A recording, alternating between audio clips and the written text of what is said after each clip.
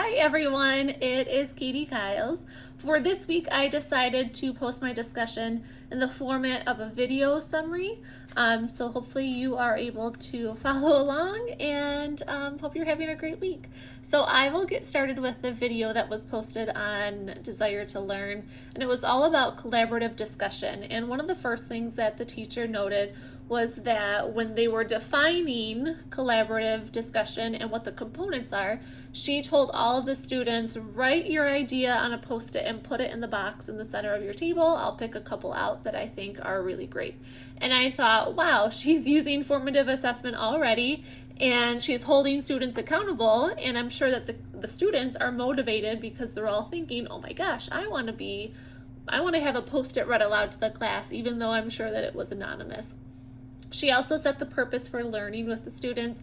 She reviewed the expectations and then was using collaboration to define collaboration. And actually at 4 minutes and 20 seconds, one of the students even said, hey, we just collaborated. And they all rallied together and said, yay, collaboration. So I thought that that was funny. And then she guided students into the learning target, and she unpacked it with them. So again, she set that purpose for learning, but then she uses turn-in talks and check-ins during their collaborative discussions. And if they seemed confused, she helped them understand what their task was or what the question was asking them. So that's another form of formative assessment that she was using. And then she shared out a couple ideas of what the kiddos said. She said, I'm going to share out a couple things that group one said, things like that. So it does help students be accountable for their discussions. She reviewed criteria, and then she gave some good examples of sentence stems and conversation starters, I guess you could say. And then at 6 minutes, we see that she starts to take some anecdotal notes of the collaborative discussions that she's observing and listening to. It looks familiar to something that I've used in the past for reading and writing conferences, kind of a table, just kind of blank. The only difference with this one, and I really liked it, was that it had kind of the learning targets, the expectations going down the column. It was the heading up at the top. Because there were 3 of them, she had 3 separate columns along the top. And it just serves as a good visual to, okay, I noticed that there is hardly anyone in this column, so I know that I'm going to stop the class and I'm going to remind them of their learning target. And that's exactly what she did. She noticed that there were some majority of students who were using the linking phrases like I agree or I disagree with you, and they were using some hand signals I saw. But then she also reminded them that, yes, you're doing a great job with this, but you also need to be sure that you're asking them questions. I will move on to the reading revealed. The Tompkins post. I have my little cheat sheet up here. So on page 74, I thought this was interesting. They define assessment as formative and evaluation as summative. And currently I'm enrolled in a separate course for my literacy, my master's program. And it kind of contradicted from this definition of assessment and evaluation from what I read in one of my other texts. And I think it's just important that we as professionals and educators, we are taking the text that we read, but also forming our own opinion based on our professional experiences. Excuse me. They suggest monitoring student progress with observations such as kid watching, and then taking anecdotal notes in a journal or on sticky notes for reading and writing conferences using checklists. They also say to evaluate student learning with work samples like reading logs or writing samples. Writing samples at least would be a good piece of a student portfolio that they talk about. And then rubrics allow students to self-assess their work. It kind of forces them to make sure that they are achieving the highest point value column in each of the categories, whatever the teacher decides those categories are. And it allows for a more specific way to assess the student compared to a checklist.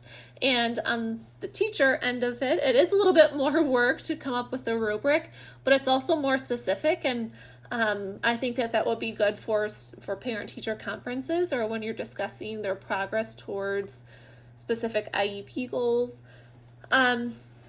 They also talk about teachers and students should reflect on their assessment results, that's how teachers and students grow. If we just took assessments and then just put them into a database for the district to see, then it wouldn't really mean much. But if we're changing our instruction and the activities that we do in the classroom, then that's how we can be a little bit more intentional about them. They also go through a couple different ways that literacy can be assessed. One of the ways is a diagnostic test to see what the student's current reading level is. They break it down into independent, instructional, and frustrational. In Fountas and Pinnell, they use the alphabet leveling system, like guided reading levels. They also talked about Lexile levels. Personally, I have not had a ton of experience with Lexile levels, but it did clear up some of the number confusion because there is such a broad range. They get high up there in the numbers. And then they also talked about running records and how they provide a detailed recording of students and their reading, and the teachers use codes and symbols to document any miscues to indicate patterns. And then they also use MSV, meaning, syntax, and visual, which is good to see any patterns of, okay, this kid is a meaning reader, this kid is a visual reader. They also talked about how English language learners, yes, they also need to be assessed. They talked about that for English language learners, pronunciation is a component of, or at least should be a component of their assessment. And one of my questions is pronunciation a part of speech and language disorders for typical kiddos? Because not only do Ls need some support with the articulation of certain words in English, but so do typical kids who are born in a English-speaking family and have, I guess you could say, American traditions. Sorry, my dog is trying to play right now.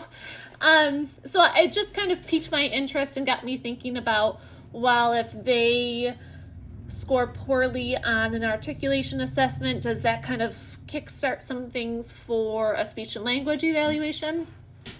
Just something that I found interesting. And then there was a piece on high stakes testing. Tompkins supported a balanced approach for literacy and then authentic application of those literacy skills, to explore old versions of tests so students are familiar with the format, and then to teach test taking strategies. I will jump down to Reading Revealed. I thought that it was interesting. They mentioned using new or a familiar book for a student when you're conducting a formal, I guess, a running record.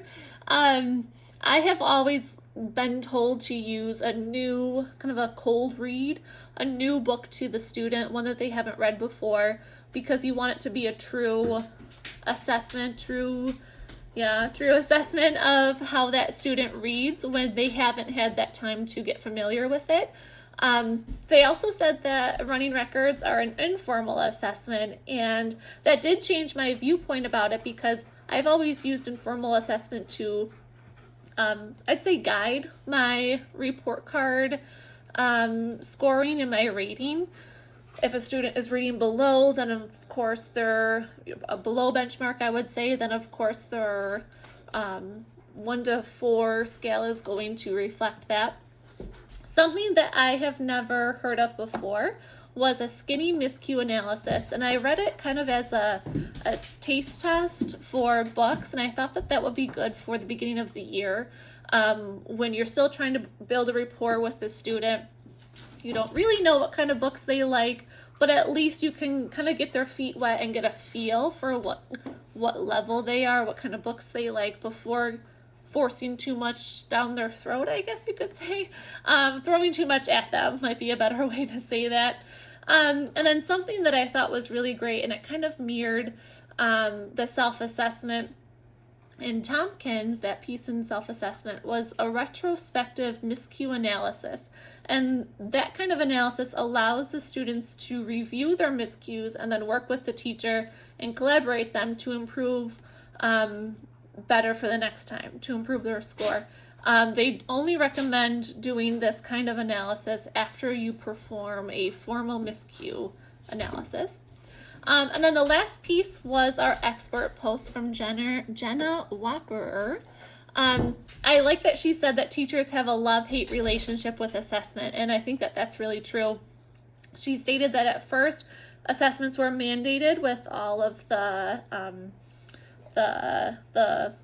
legal documents coming out of Washington at that time, and now majority, I'd say, of teachers see the value of assessment, especially now that we have Common Core Learning Standards and eventually Next Gen standards.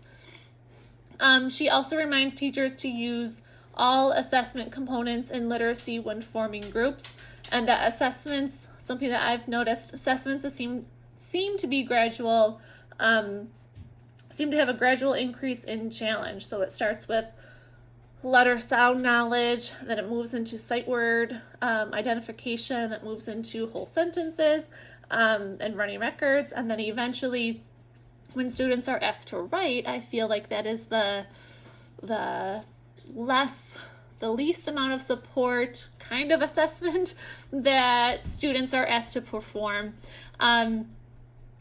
Just because it requires students to have their sight words and their letter sounds and show that they know grammar and syntax, and that they also know how to write and use all those great fine motor skills.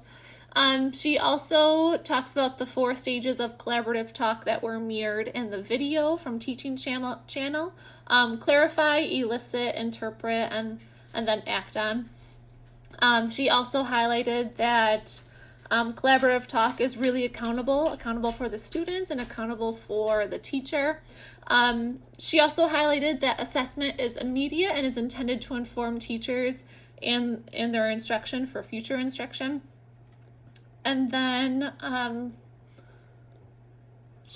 I just thought that this was great. At the end, she stated that when students know how they're doing in your class, it provides motivation and encourages them to be a reflective learner. And I think that that's really important, especially at a young age. I have worked in a couple first grade classrooms where my co-teacher has introduced grades early on and what grades mean. And I was really nervous. Oh my gosh, this is going to be a trigger. A kid's going to shut down. They're going to rip up their test. And surprisingly, it had the opposite effect. It really encouraged and motivated students to do better on the next time. Of course, you had a couple of students who were upset and shut down and cried for a little bit, but overall, it seemed to kind of improve. But I think that teachers have to tread carefully, and that comes with knowing your students and knowing your learners. I look forward to seeing everyone's post, and hopefully you stuck with me for the 13-minute video, and I'm really sorry for talking a lot. I hope you guys have a great weekend.